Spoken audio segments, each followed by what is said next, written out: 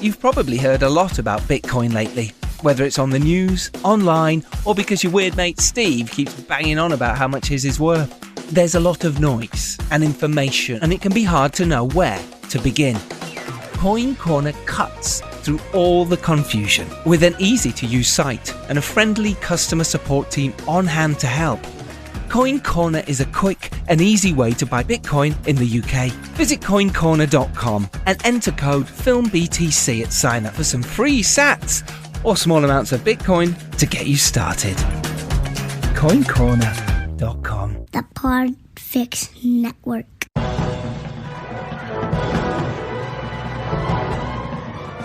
Hello and welcome to episode 222, all the twos, of the Filmmakers Podcast. This is a podcast where we talk filmmaking, from indie film to studio films and everything in between.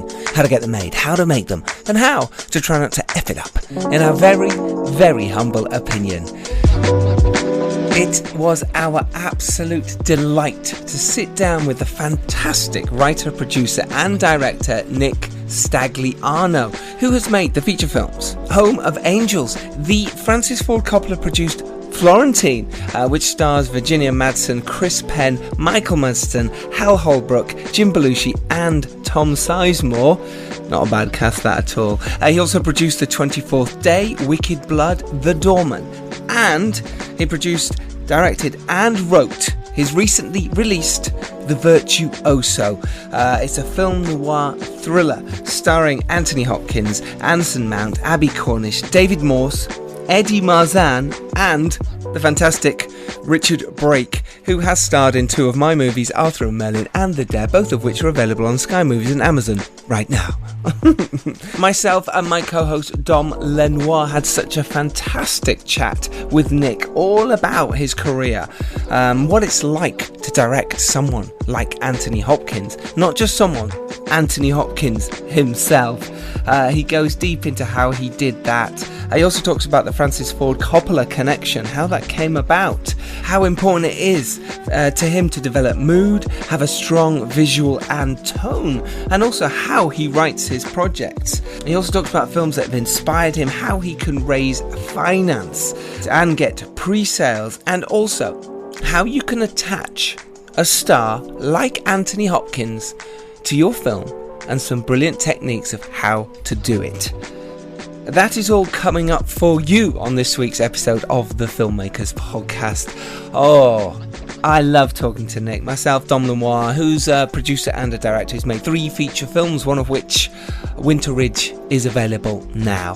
I am Giles Alderson. I'm a writer, director and a producer, and I am in post on The Stranger in Our Bed, just doing the score and the sound mix at the moment. But my main news is the feature that I'm prepping right now is a World War II film for Signature Entertainment, being produced by Lucinda Rhodes Thakrar and Jeet Thakrar of Picture Perfect, and it is called Into Enemy Territory. It's been written by Ben Mole, and I'm delighted to say I'm attached to direct this film. It's frightening because we're 3 weeks away from filming, so this morning we were doing lots of VFX talk and how we're going to do the explosions, the SFX work, diving in deep into the schedule as well.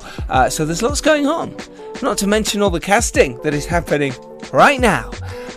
So I'll fill you in on that as I go along in the next couple of weeks, and when I'm on set I'll try and do the intros from there as well. I've recorded a load of episodes now, so I've backed them up for you, and there's some amazing people coming up, including the screenwriter of Host, Gemma Hurley, and the fantastic director Ben Wheatley.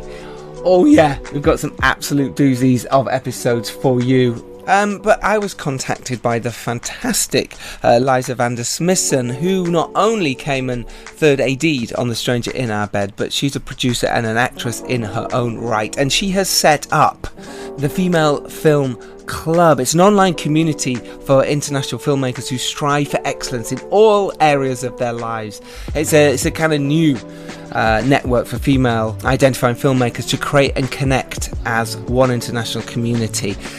So if you're interested in that, if you're a female filmmaker, link is in the show notes. Even Variety have written a piece about them lately. They've launched a campaign, #FFC Worldwide, and they want to reach filmmakers all across the globe. So a link is in the show notes. Do go have a look. It is www.femalefilmclub.com. And talking to support, if you like this podcast, tell your pals. That's how we grow. It really is important. Share our pinned tweet on Twitter, if nothing else. But if you really want to support and be more part of the team, then come join us on our Patreon page. Things are happening. We're making lots more behind the scenes videos, etc., etc.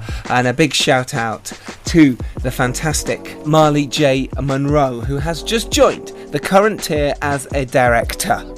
Congratulations, Marley. We'll be in touch very soon, but welcome to the Filmmakers Podcast family. You are welcomed with open arms. So if anyone else out there wants to join Marley and the rest of the gang on there, then do. Link is in the show notes to our Patreon. Right, let's get to it. This is our episode with the fantastic Nick Stagliano, myself, Giles Alderson, and my co-host, Dom Lemoire. Sit back, relax, and enjoy this really, really cool chat with Nick. Hey, Nick. And we got to meet your dog as well. Yes, this is Rebel. Rebel's the team mascot. Rebel without a crew. He was on the set every day in the freezing cold of the mountains of Pennsylvania, so she feels like she deserves all the post-feature accolades, so I can't say no to her. That's so cute. I love having a dog on set. It does make everyone so much happier when a dog's running around and joining in with everyone and everyone strokes the dog and everyone, I love that. That's cool that you brought your dog to set. Yeah, well, what are we going to do? She keeps me calm. So. Yeah.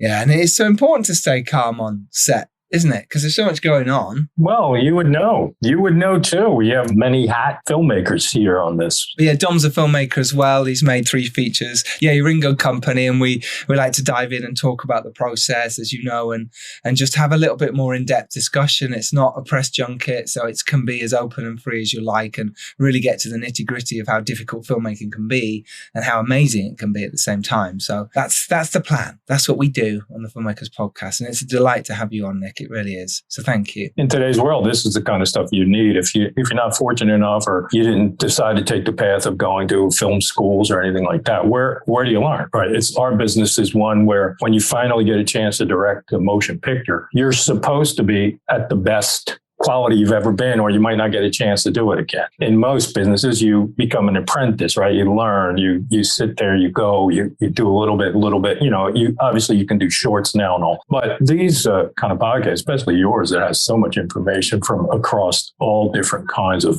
walks of our business. So good on you. And let me know if I can help any more than this, but we'll get in as much as you want to. Thank you, Nick. It's nice to have a resource where you can kind of get into the filmmaking side of things a bit more sort of realistically, so that the people that are starting out can actually sort of see the process of, how you got to where you got to. Rather than just sort of hearing anecdotes about, how much fun you've been having on set. We sort of go into the process and learn about your film dog.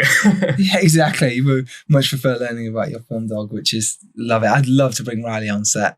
But sadly, no, it's not going to happen. But look, Virtuoso, wow. Really lovely, slow burn, insightful, clever, almost like a chamber piece at times, almost like the theatre, the way you got the performances out, the actors, that really wonderful twisting of the, like a wet cloth, and you're just wringing out all this wonderful, performance of your actors. I suppose we can tell everyone what it's about and then dive into that, and then we'll come back to your career and your, of you getting here and directing someone like Anthony Hopkins and getting this amazing cast you have onto this film, which is, Richard Brake being one of them, who I've worked with twice and is a legend and is just brilliant, and so much fun to have around. Richard's got the face that could sink 1,000 ships. He has indeed. And I say that with the greatest admiration. Yes. You dress him one way and he's a high fashion model, and you put him another way and he's the face of death. It's just brilliant. It's brilliant, isn't it? I think that's why he works so much, because he has that wonderful face, but also he delivers with his performances as well every time. And that's what's Well, that's what sets him apart, I think. That's what makes him this brilliant character actor. And people go, Richard Brake, yeah. And that's my goal. You're correct. So 2 of my previous movies were plays. Right. The third one, the predecessor to the Virtuoso, Good Day for It, was written like a play. And this was a take of that. This was a continuation of Good Day for It. And I'm always character driven. Character drives the plot and drives the action in my movies as opposed to an action film. You know, we have some action, we have some body count, but it's the characters, right, that separate this. I just wish more people would have understood that at the beginning, because it is clearly a slow burn throwback to a vintage 40s noir, including the voiceover, which is in a way a character in itself as well. It is, and it was crucial to it. And when I came up with the idea to extend Good Day for It, I contacted James Wolfe, who had written that movie with me as well. And I said, let's go again. I love that concept. I love ticking clock thrillers, right? I mean, the way they're set up in the first act, it's pretty simple, right? Ding, ding, ding. 5 o'clock in his old diner, something's going to happen. That's what you believe anyway. And so we started there. And I said, what happens if the guy that walks into the diner in Good Day for It, that character played by Robert Patrick, everybody thought was a bad man, that he had to leave town because he was a villain and a criminal and all. But actually, he was a good guy that did one bad thing and left to protect his family. And I always said to James, I said, what happens if that guy's really a bad guy? And he walks in and he thinks he's going into one simple thing, and all of a sudden it's a whole different, pot of adventure there because he doesn't know. Mm. And that was the genesis. And then I also wanted, just because I love film noir, I wanted to basically remake one. And I said, I don't want anybody to have a name because I don't want to date it. I don't want anybody to think about it. It's just so, and we'll get into it from the beginning because I created the story as well. So I could start for all your screenwriter, viewers. Mm.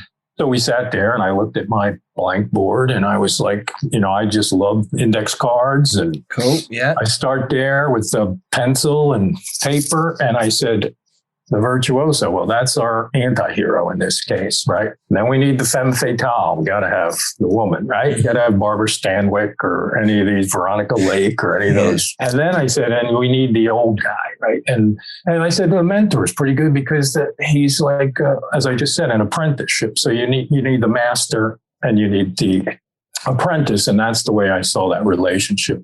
And so then I gave that to James and he went off and wrote, the classic 3-act structure, 100-page script and sent it back to me. And I took it over. I don't know about you, Giles, but I always polish, as a director once I get what we consider to be the locked script. And so I took it over and I brought on Fred Fuchs, who was my executive producer. Fred who ran American Zoetrope for a dozen years. Yeah. And Francis and Fred produced my first movie, The Florentine. Mm. So that's where I started. So I had that, and I hadn't talked to Fred in years, but I sent him the revised script, and he just loved it and wanted to come on board. When we read it together, he's like, I think there's something missing in the first act that would separate this from a standard assassin movie. Right? We've all seen a boss, right?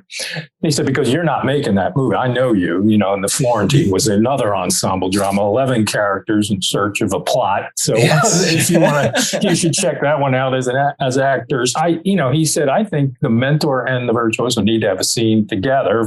And for my purposes, of course, I was like, I'm trying to get one of these old legends because I just love to work with them. And, we got to give them a little bit more meat. And so I came up with that cemetery scene that I wrote. Cool. It worked pretty good. And clearly it's what Anthony Hopkins responded to because he had known a couple guys from Vietnam that he could not forget. He never forgot. And that resonated with him. And, clearly I think it's one of the main reasons he agreed to do the movie. So anyway, that was the genesis. It was based off of my previous movie, Good Day for It. And I just thought, what if the guy walking in was a bad guy? Amazing. I love that these old ideas you can have from years ago suddenly come to fruition, or a film that you made or a short, whatever it is. And then 10 years later, 20 years later, you go, well, hang on, what about that?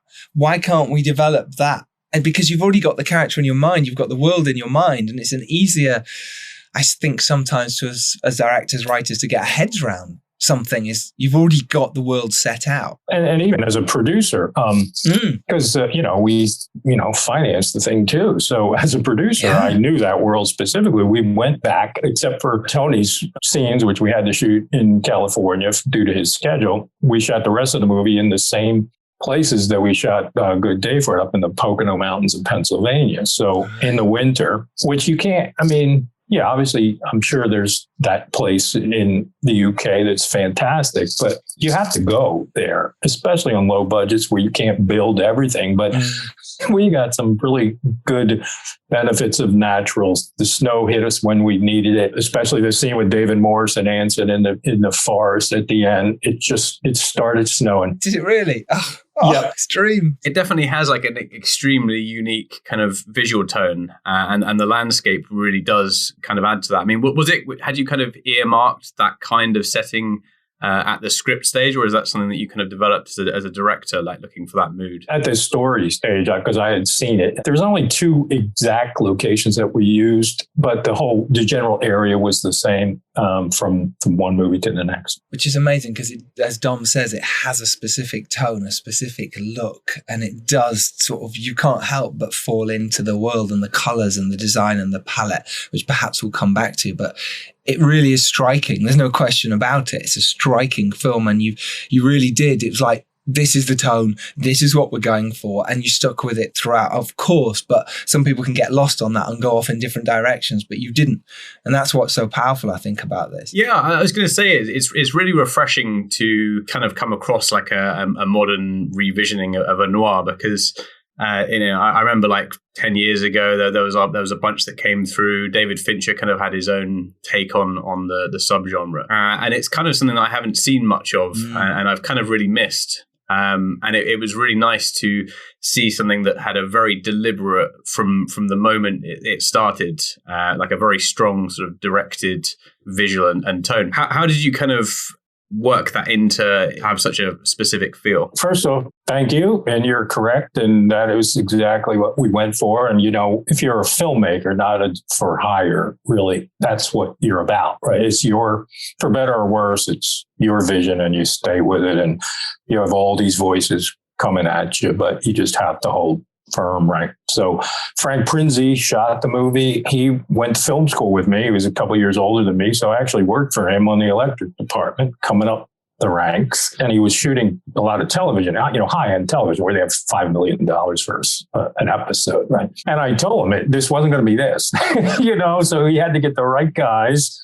But he loved that script, and it was key because you have another artist that joins the team. I knew what the look was in my mind, but it's his job to make sure it gets translated to the screen with the technology and the budget that we have. So the one key thing he said to me as an artist too, when he finished it, he called me and said, this is cool, man. I haven't read something like this in a long time. But the thing with this character, the Virtuoso, is the guy's so haunted that I want to depict that. And I'm like, haunted. Haunted never came to my mind necessarily, but it is. And he said that he's just, once he makes the mistake, I saw like remorse, regret, obviously, but I just never put that thing on there. And so we worked with that. And then, of course, so we kept with the blue tones, right? Coldness, death. For him and the mentor. Even in the mentor's fireplace, he's alone and he's in his sanctuary there, but we have that great blue light coming through the windows, right? That's just kind of rimming him. And it's really shadowy as well. And then when he enters the diner and he meets the waitress, who, at the time we're hoping is the one ray of sunshine, the tone starts to turn, amber, but not conventional high key, right? It still had shadows. We created those pools of light so that they still had drop off and there was still something sinister about even him in his what we would consider his most normal scenes with the waitress are not a standard well lit, no contrast sequence. So we did definitely create that, and we used a bunch of old classic. I mean, obviously the Coen brothers work was instrumental. I mean, so we adapted kind of Blood Simple mixed with No Country in terms of the hotel motel stuff is a lot out of No Country now. That's great. That's the American Southwest, but we did the Northeast version of that. And, Finch, you're correct. Seven's fantastic. Mm-hmm. Tony Hopkins and I talked about Third Man and all of Michael Powell's work, those guys, and then more modern stuff, the Long Good Friday and Layer Cake, that kind of just raw, but stylized. So it was kind of a, performance, a staged version of that, but exactly what we were trying to get. I mean, the kind of result of that sprung to mind when I was watching it is almost like this kind of world of assassins that he kind of exists in. It's almost like it is this kind of darkness, and it kind of sucks everyone into it. And he almost exists in the shadows. And I kind of felt that about even the kind of places he was visiting. Like he kind of, it almost felt like he was going there, at those kind of darkened times. And it's like he doesn't exist in any kind of optimism or light because of his line of work.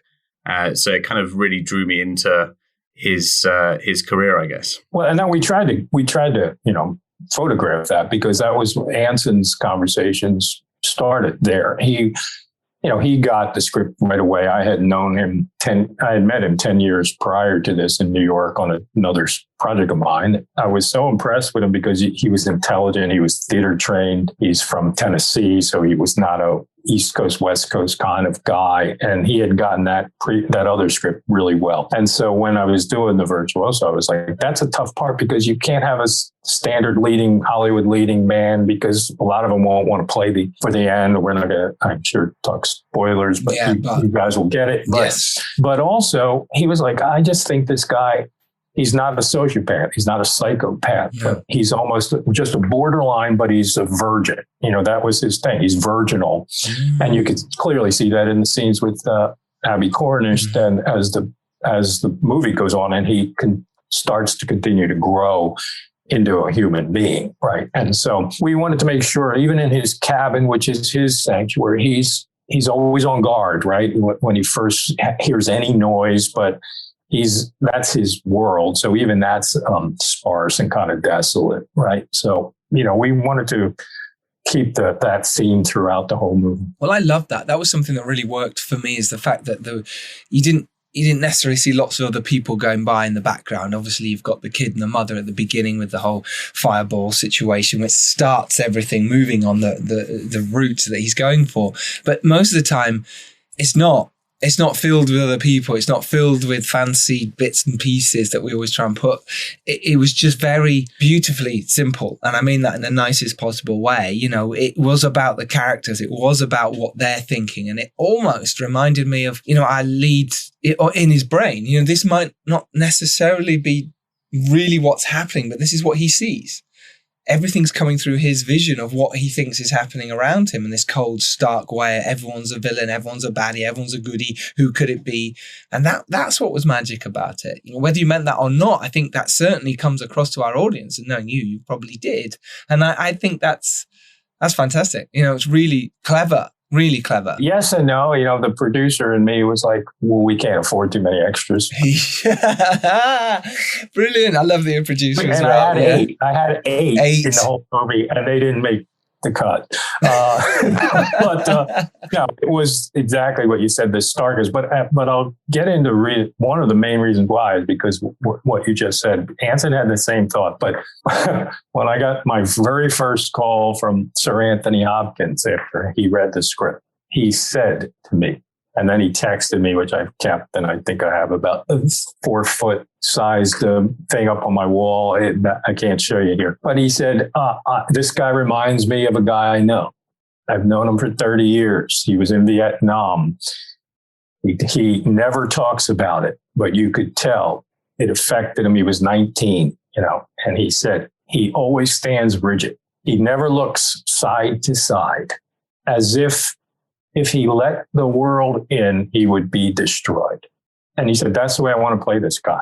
Straightforward, not even turning, right? And I was like, and he's like, are you okay with that? So of course I was like, yeah, that works. That works. Anything works, Anthony. That's okay. Yeah, do you think I can do it like that? I'm not going to move. I'm going to stay in one position. My head's going to be this way. and do you mind if I change this line? I'm like, oh, here we go. Because I wrote that scene. I was very proud. And I'm like, what do you want to do? And he's like, well, you say and I would prefer to say the. And I'm like, okay. That's the detail. Wow. That actor brings to the table. And took 2 years to finally get the schedule to work. And the week before, when we had that conversation, he remembered, he's like, are the words the same now, the way we changed them? I'm like, yes. You changed that one word. I sneaked them back again. Yes, you'll never know. We might have made a couple other things. He had lived that whole last part of that scene, cemetery scene about we human beings were just homicidal killing machines. Same thing. He had heard that from another friend of his who was a Vietnam veteran, and he put that in. And so, of course, I loved it. So I took credit for it. But, well, yeah, as we do. It works. Of course we do. So can I ask you about the process of the logistic process for a filmmaker of trying to attach Anthony Hopkins? So you mentioned the Vietnam thing. That was kind of an angle. Had you researched that first, and sort of and entered it in the script with mind of getting him on board? How do those kind of conversations start? No, listen, for you guys, because I like you and Richard Brake speaks highly of the child, I'm going to tell you and all my friends in the UK exactly what you need to do. You have to believe that your material is the greatest on earth. I don't care if it necessarily is or not. You have to believe it, because if you don't believe it, no one else will believe it. No one's going to go on this ride with you, especially, and we could talk. I've seen a bunch of your podcasts for the $50,000 filmmaker and worse. I get it. I was that guy, right? Made Super 8 movies a long time ago. Now you have an iPhone. You could make something if you want to. So it's all relative, right? You brought up Fincher, right? Fincher complains when he only has 100 million on Mac because he would have liked his 800th take of something, right? So never has enough money.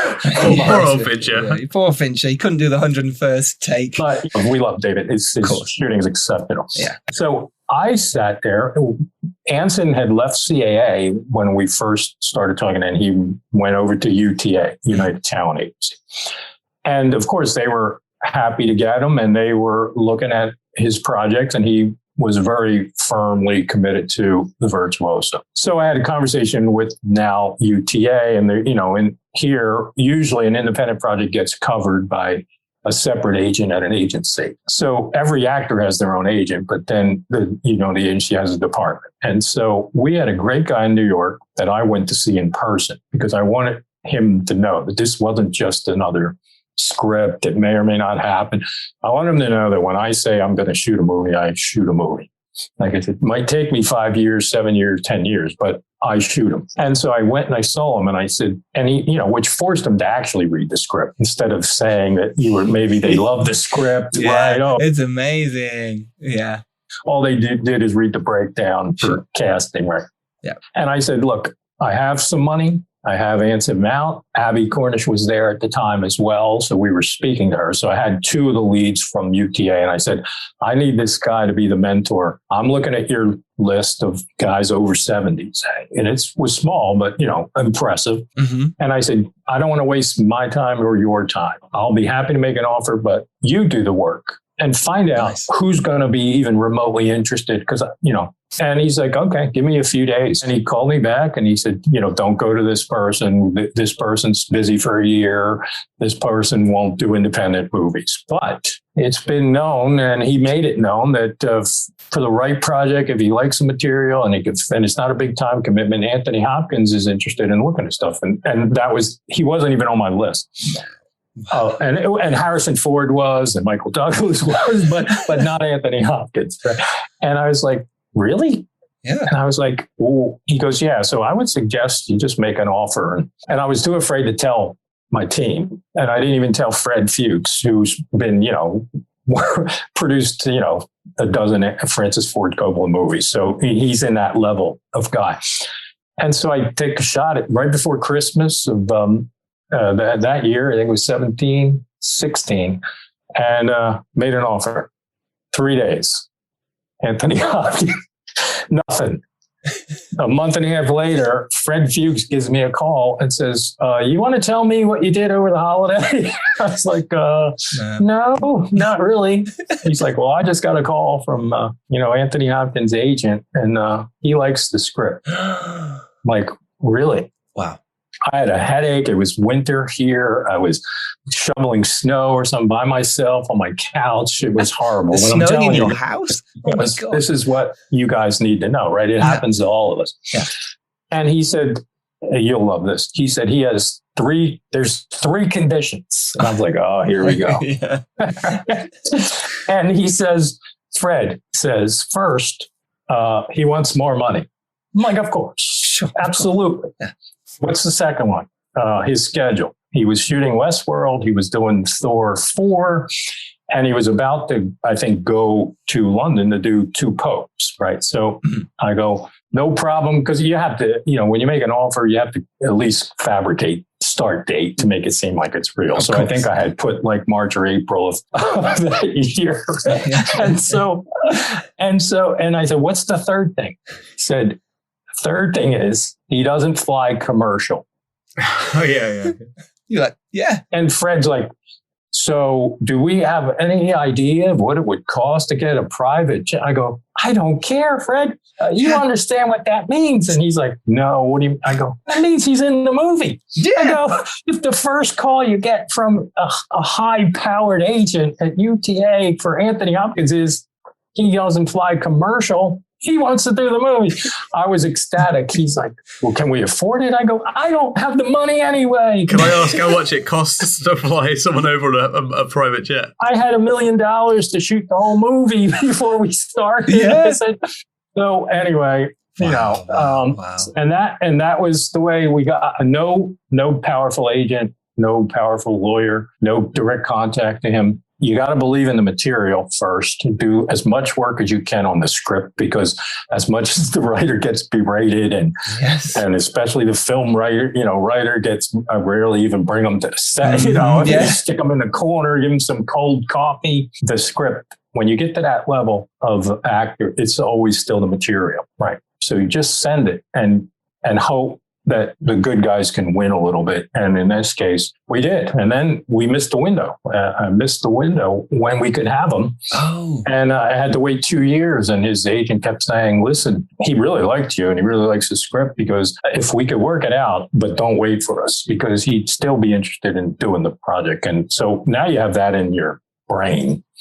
And you have two 2-hour conversations with the guy, and you have a text that you've blown up to 3 feet high that says everything. And you can't. Like, where else do you go? Yeah, of course you're going to went to now. I'm also in at this point in British nobility. So I go to Sir Ben Kingsley, then I go to Sir Michael Kay. I was on this kick, and Patrick Stewart, I think I threw in there. And they were all interested, but couldn't work it out, or they wanted too much money. And then, I got a call back and said that he was available again in early 2019. And I was like, yeah, we can do it this time. And that's how I got him, because you just, you have to obviously be at a certain level where some people know you, and your other movies have had some kind of coverage. But it wasn't anything like a big, connection, or, my powerful agent called his powerful agent or anything. It was sent them the script, waited, a month and a half, which really, as you know, in our business is not a lot of time for somebody like that. And he liked it. And that was how we got him. That is amazing. Once you get someone incredible like that attached to a project, is it a case of you kind of have to wait until almost you get to set, or were you able to kind of go into much prep and have many conversations with him in advance? No, I had two. I had the original call, which was 2 years prior, which is where he told me this whole thing about having known this person that he wanted to base the guy on. And then he sent me this text that he dissected the whole scene in the part. And then it was nothing until about 3 months then before we started again, because we had the same conversation. And thankfully, he, pretty much remembered everything and picked up where it was. And then I met him the week before, because I had gone to California then, and we had met with his agent at his hotel, just to meet and greet, and then wardrobe fitting the next day. And then he came up to, we shot in Santa Barbara County, about 90 minutes north of LA, and he came up a few days early. So it was fantastic. Him and his assistant came up just to hang out and get to know that area and the cemetery. Of course, he wanted to see the cemetery, so we went there with Anson the day before. But that was it. Once I had Anthony Hopkins, believe me, as a lot of people came after me going, well, if we had a bigger name for the lead, if we had a bigger name for the female lead, now you have Anthony. I'm like, you're talking to the wrong guy. Yes. I don't work like that. I'll do what it takes to make this movie the way it's supposed to be made, because this is going to sound cheesy for everybody, but the movies are the star of my movie. Yeah, and that's the way it's got to be, right? I mean, it's like the old John Ford stock company, right? You see John Wayne, but then you see Ward Bond and Harry Carey and all these guys, and you see him in all. Guy Ritchie does it now too with all of his guys, right? And I said that's what makes the movie. 43 minutes in to this movie, David Morse shows up, and you're like, what is that guy? Oh, wait a minute. Is that the guy from The Green Mile? David Morse. And you would appreciate this as an actor. Yeah. We didn't have a lot of time. Like I said, there was never like a week before where everybody got together. It doesn't happen on low budget movies, or at least not I haven't been lucky enough. But when we got to the first diner scene where everybody worked, I had 6 of the 7 cast at one time. Yeah. And Eddie saw David Morse, and David Morse saw Eddie Marsan. And to me, I was beaming, because I consider one the best American character actor in the world. And and Eddie Marsan, to me, is the best character actor in the world. And they both looked at it was like, I wouldn't say 2 rams on a side of a mountain, because they didn't butt heads, but they both, like, I'm not even sure they knew each other's name. But they both were like, wow, that guy's in the movie. He's like, this guy's a great actor. And they went over and hugged. I got a great picture of the 2 of them with their arms around each other. And I was so, to me, that's like, that's a win, right? That's what makes it worthwhile. Totally. And everyone else is going, that's Richard Brake from The Dare. and I, of course, know all 3 of them, because, Richard Brake with his Rob Zombie movies over here, is just that stuff keeps you, going back to another guy I borrowed from, a guy named Alfred Hitchcock. You might have heard of him. Yeah. Freddie. The suspense, not the noir aspect, right? But the suspense. And in fact, the MacGuffin. White Rivers is nothing but the MacGuffin. That's what you should have seen from that. The suspense of what is White Rivers, right? To go. And so those guys got it all, right? They understood. And then the suspense from the Hitchcockian point of view of focusing on the details. So when you see Richard Brake, Eddie Marsan, and then David Morse shows up 40 some minutes into the movie, you're like, what is going on now? Yeah. And then when he goes to each one, it's not just plot, it's plot and misdirection and continued suspense, right? Because it continues to keep you off of the next person, right? It also does a very good job of completely throwing your attention away from who's really behind it. And because the actors were so strong that you had to think that there was going to be more to it. I mean, I don't think it's a cheat. I don't think it's a bad thing on my part. I think it's classic misdirection, right? Speaking of misdirection, Robbie's calling me. Hang on one sec. Hey, Robbie. Giles, I need to speak to you. Listen, I've been getting some shit for you knowing the answers for who invented Bitcoin and me not. Robbie, I'm in the middle of recording an ep here. Nick and Dom are waiting uncomfortably. No.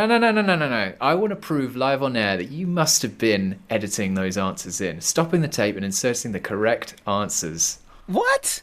Yeah, come on, cheating, etc. I know what your game is. How dare you besmirch my beautiful Okay. name. Okay, so this is my ultimatum to you, live on air. You have to tell me, who is Satoshi Nakamoto?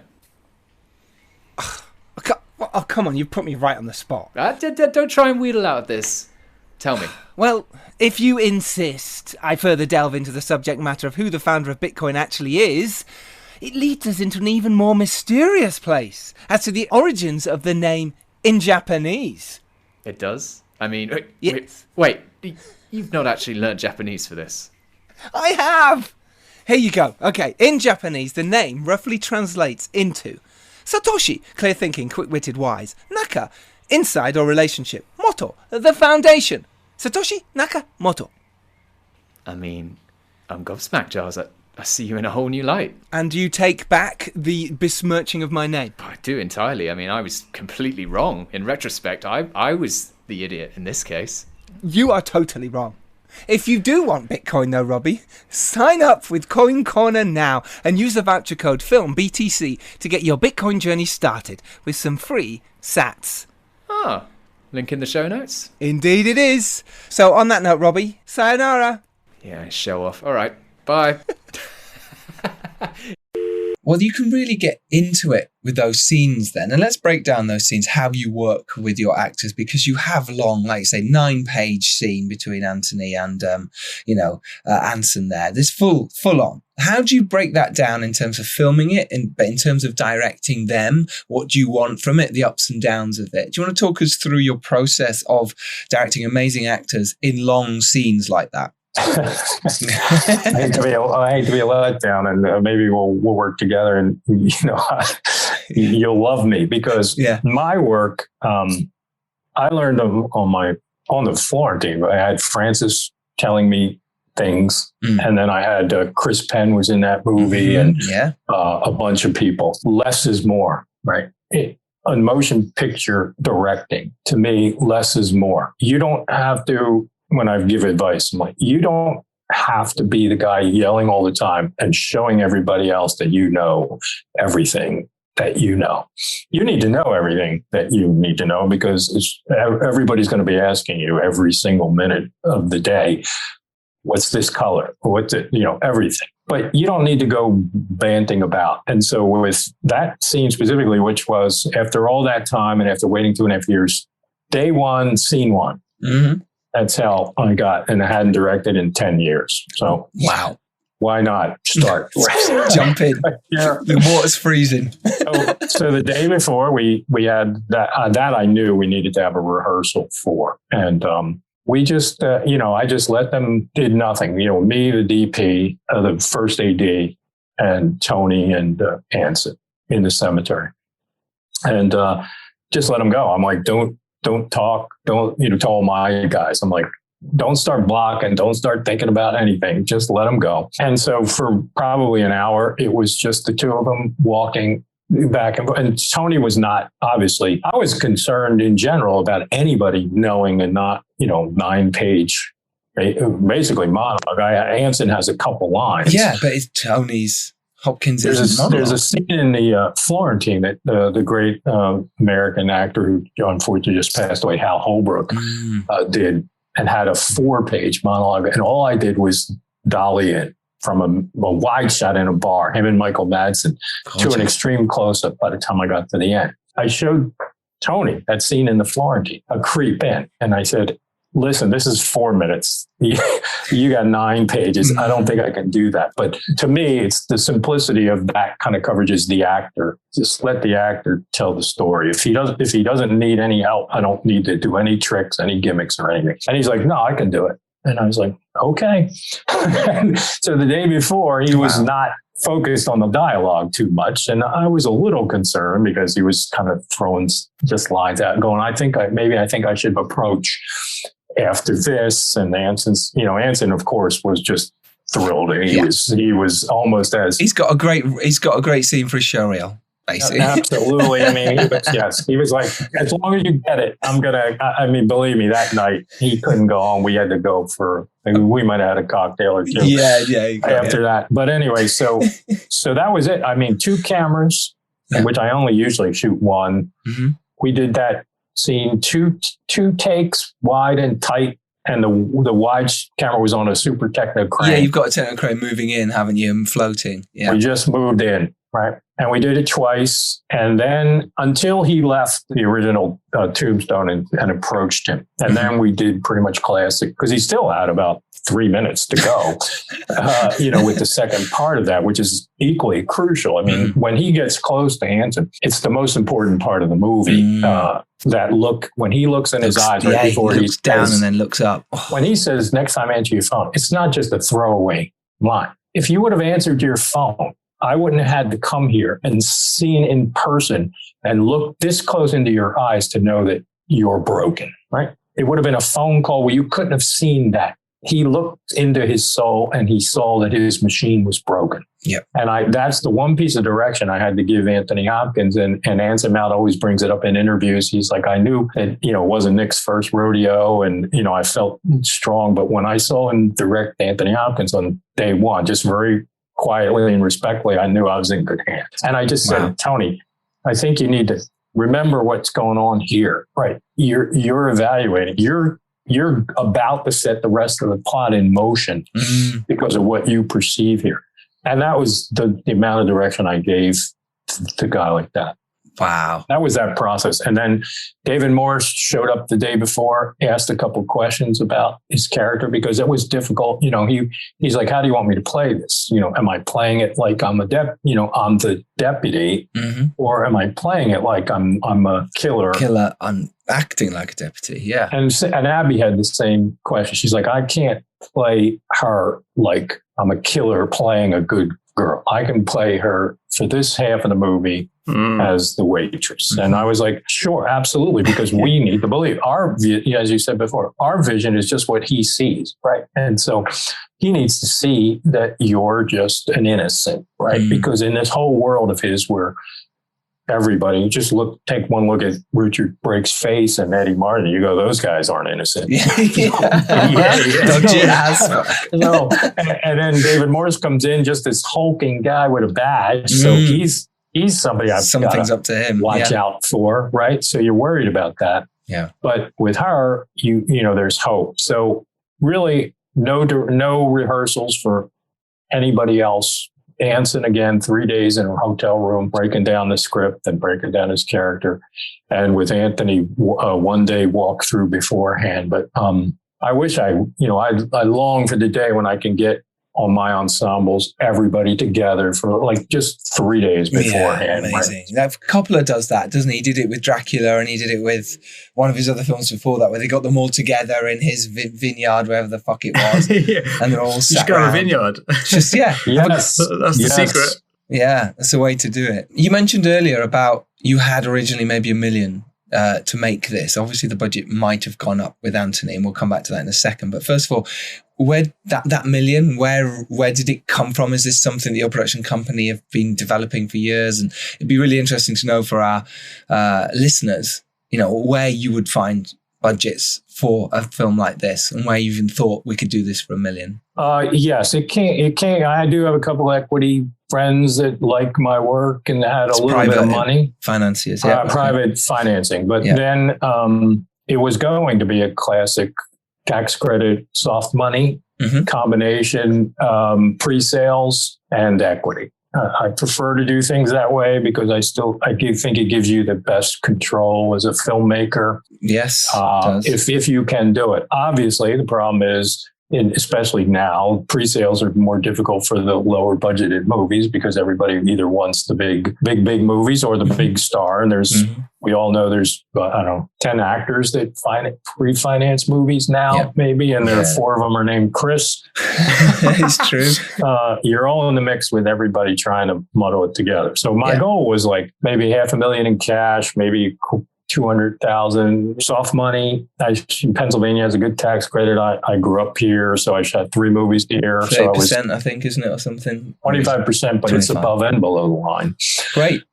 Which is great. That was one thing. And then I was hoping that I could get a company that would just on the genre alone be able to get me 20 to 30 or even 20%, and I could have gapped maybe 10%. So that was the original plan. I see, one of the companies I talked to, you worked, I guess, sold your movie, Merlin. And so I liked that guy, and we had a conversation, but I ended up going with a good company out of Canada. And, it ended up that model ended up working, except I had to bring in more equity because Anthony wasn't the star. We never misrepresented ourselves. No, it says with Anthony. He wasn't doing a one-day cameo, but he wasn't the star of the movie. It wasn't Two Popes or The Father. Yes. Yeah, you're being very honest about that and saying, look, it's with Anthony Hopkins, which is great. It's good to do that. Did that make a difference to the budget then when obviously Anthony says, yes, I'm doing it and here's my fee, it's gone up a bit. Did you then manage to rework the budget? Your accent's terrible, Giles. I think it's lovely. I think Anthony would have a great time listening to me. The good and the bad is, yes. So as a producer now, you're like, the director's ecstatic. Because you've just, when I started telling people that, they, even like my closest friends were like, they thought I was lying to them. Yeah, exactly. Really? Because I couldn't even say it because I didn't trust it. It took 4 or 5 months for the paperwork, right, for the contract to finally get signed. So I wasn't telling anybody. I didn't tell the sales company. I said, you cannot use this information because as an independent filmmaker too, I'm still making a low budget movie. Yeah. It just, the above the line, as we all know, nothing's fair. I get it. Us as filmmakers, you got to get over that right off the bat. Yeah. Nothing's fair. You should get $1 million. Nobody can give you $1 million. My quote's X. I never got paid X, but it's my quote, right? So if somebody calls me tomorrow and has a great script and they want to shoot for $500,000 and I like it, I'm going to go and shoot because that's what real artists do, right? And so you were like, well, now we have to address this. And the biggest issue, really, it was you couldn't hide anymore because ultimately you had to use that information to get to the position where you could get the bare minimum to shoot. And as you know, it's not just the salary, right? It's everything goes up then, right? Everything. The size of the crew, the quality of the rest of the crew, even the hair, makeup, wardrobe person has to be at a certain level because you don't want to frighten your cast that's used to a certain level, even though nobody in the movie was at any pretentiousness about them or anything. In fact, Tony, we had, contractually, we had a fifth wheel pop-up trailer with, X, Y, and Z in it. And Anson, of course, had a Favored Nations with Tony. So as a producer, my budget alone right there went up $40,000. You could have made a movie. One of your friends could have made a movie, right? Could have made a movie on their trailer. Get there. I'm so proud. We have Teamsters drag the thing from Los Angeles up an hour and a half, at time and a half to get to the little outskirts of Santa Barbara, park the two things. I'm so proud. I go look at them. They're great. I could live there for the rest of my life. Tony shows up. I show him. He says, this is for me. Yes. Oh, I like your sister's house. I'd like to stay there. No. What? He goes, yeah, we have a hotel room. He goes, but I don't like these things. I never used them. I like your sister's house. My sister has a dog, a different dog. And so, just the agent, isn't it? Oh my God. Yeah. And so then Anson, of course, feeling horrible, is like, well, I'm not going to use mine then if Tony's not going to use his. So I went in there every day. Oh, you were like, this is my new office, everyone. At the beginning and the end of every day, I would just step in and go, nice. I paid for this. I paid for this.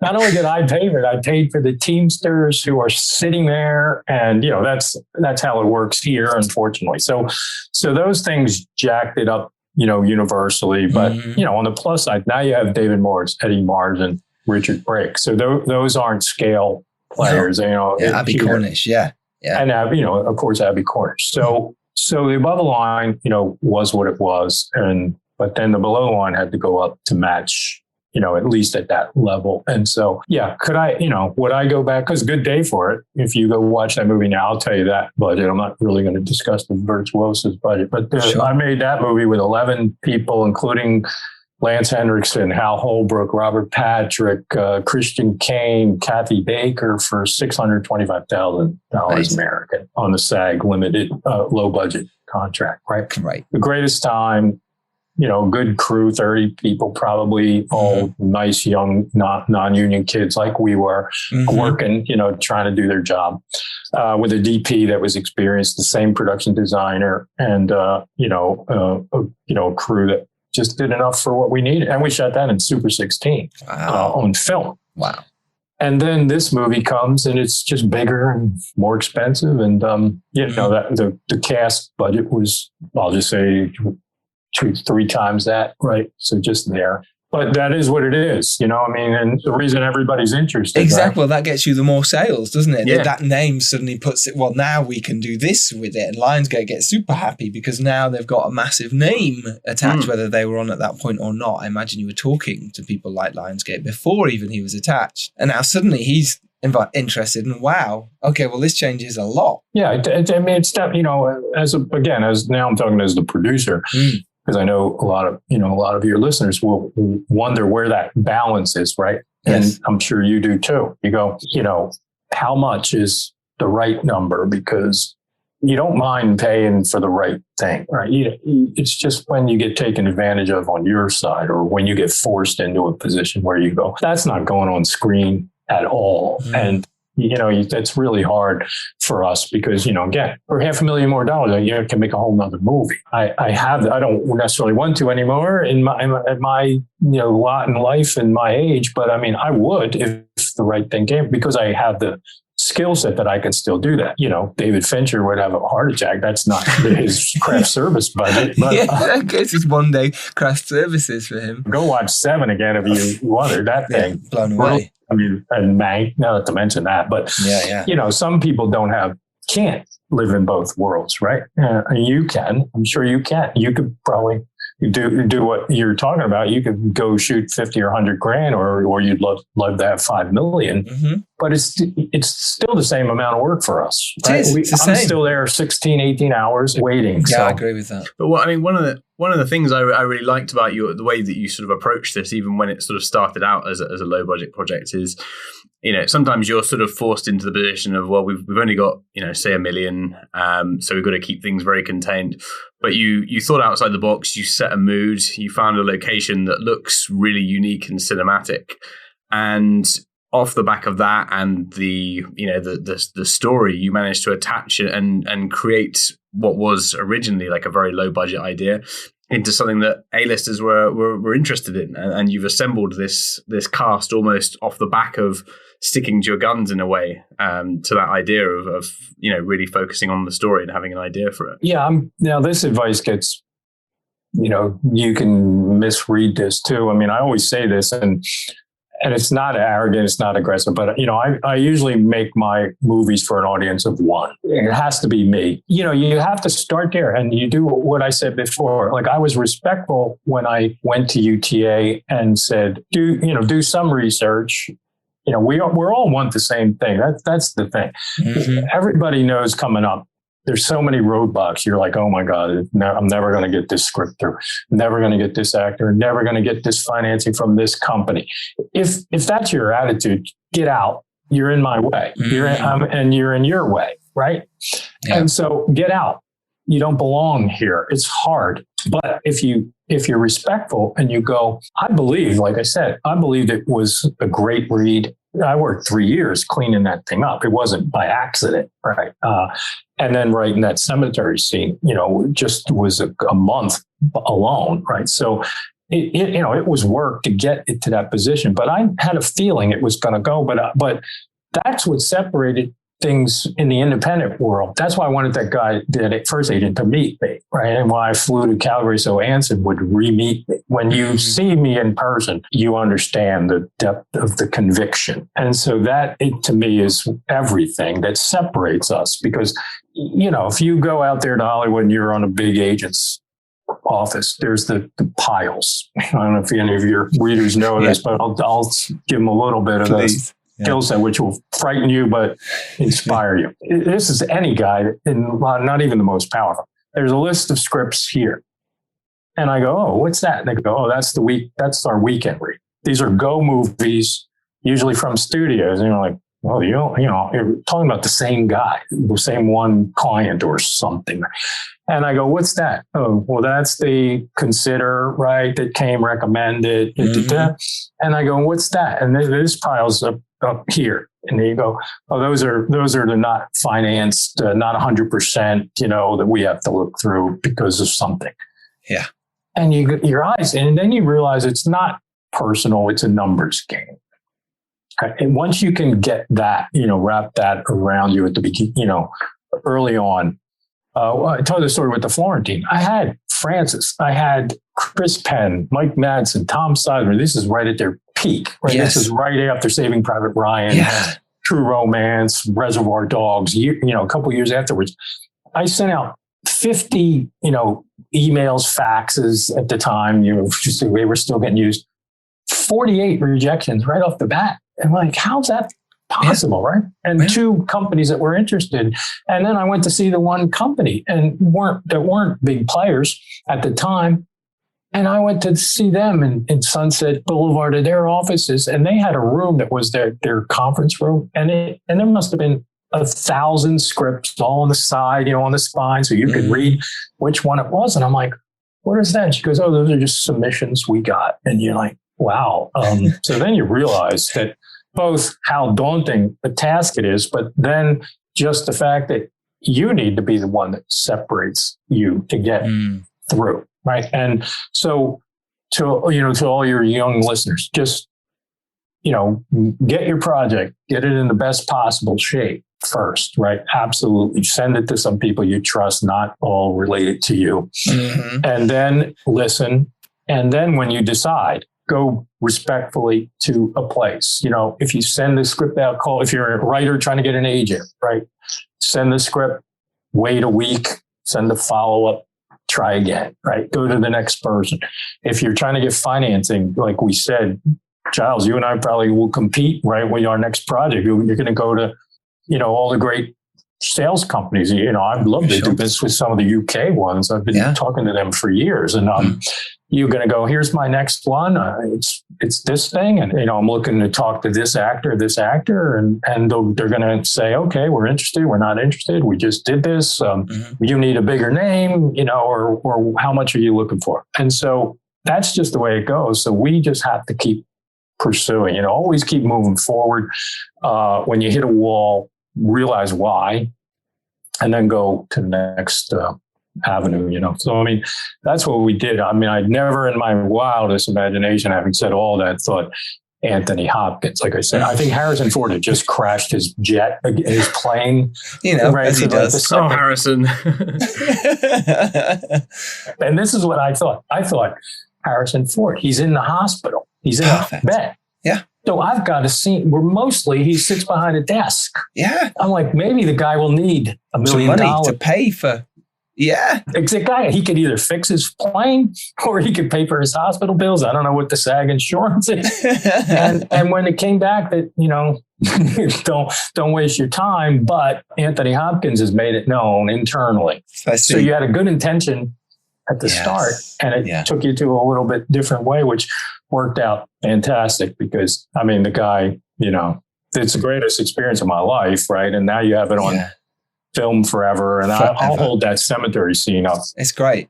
It's really good. I love the moment when he comes forward and just his eyes go up and he, answer your phone. It's great. The reason I look for theater trained actors is not just that, slightly better attitude. Because if you worked in a small theater in a black box, even on Broadway on the West End, you go, forget just the fact that you know dialogue and you know how to memorize dialogue, but inherently where you need to be for your entire performance. Yes.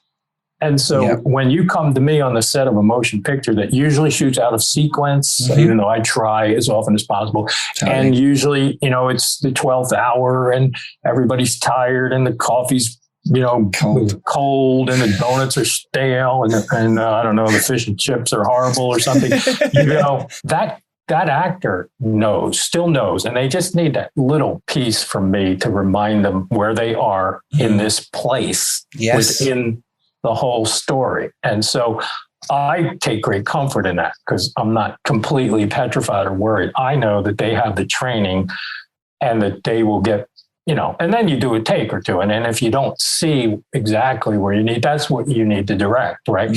But usually, any of these guys, like I said, the direction was, I think I do, like with Richard, Anson Johnny. He's like, I see this guy like being like an old rock and roller, he's called Anson Johnny, but I don't want to really be. I go, well, it's it could work either way. It's a pun, or, I made him that character because he could be the ugliest guy in the room, or he could have been Handsome Johnny because he was a stunningly, handsome guy, right? And I said, you are perfect because of what we said before. You work both ways. And so he comes like that, with the long hair, with that kind of rock and rollish 50s leather vibe. And I'm like, that's perfect, because that's what he decided. And it was within the world that I wanted to live in.